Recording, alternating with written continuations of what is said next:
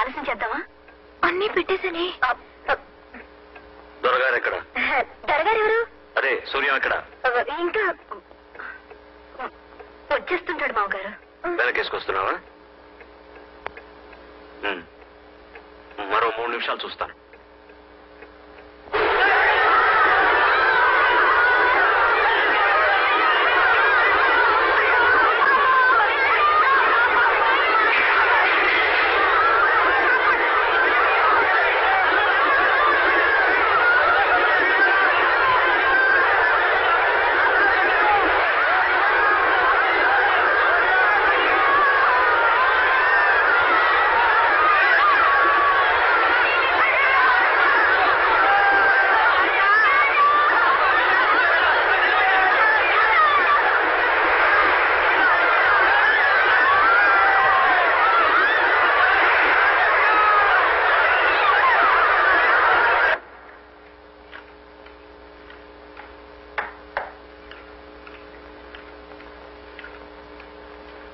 నాన్నగారు, కచేరీ బాగా జరిగిందా?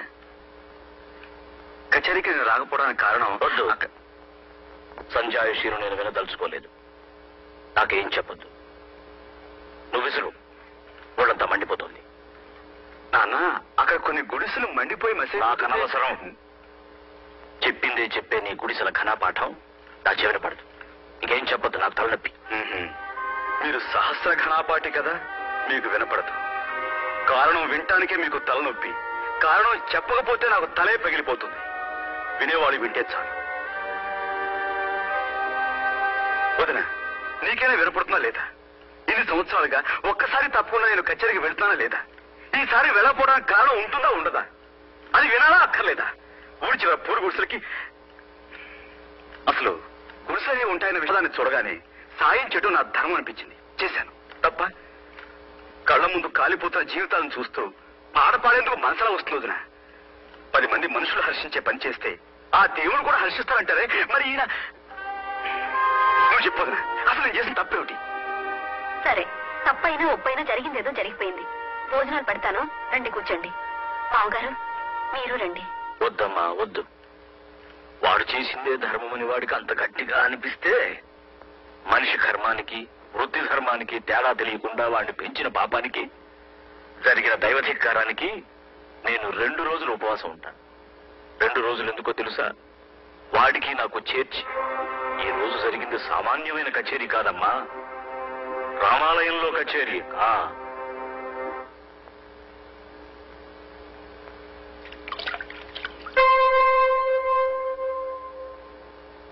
వదినా, నాకు అన్నం వడ్డించు. నాన్నగారు భోజనానికి రా. నేను భోజనం చేస్తాను వదినా. నాకు వడ్డించవా? నేనేం తప్పు చేశానని ఉపవాసం ఉండాలి? పొరుగు వారికి సాయపడటం కూడా తప్ప? చీమ వెంట 1000 చీమలు పడతాయి. కాకి చస్తే 100 కాకులు కొడతాయి. జ్ఞానం ఉన్న మనిషి మాత్రం కళ్ళు మూసుకుని భక్తి పాటలు పాడాలా? ఏ దేవుడు చెప్పిన ఉపదేశం ఇది? ముఖ్యంగా మన దేశంలో కావాల్సింది గాన కచేరీలు కాదొదినా, జ్ఞాన కచేరీలు.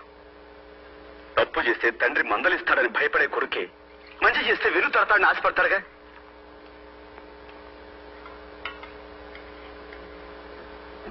కానీ నా విషయంలో నాన్న నేను తింటాను వదినా, కడుపు నిండా తింటాను.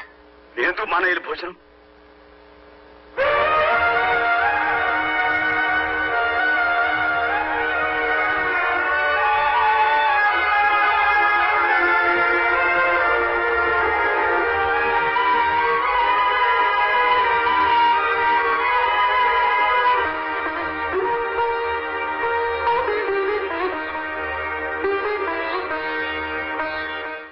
వచ్చేది?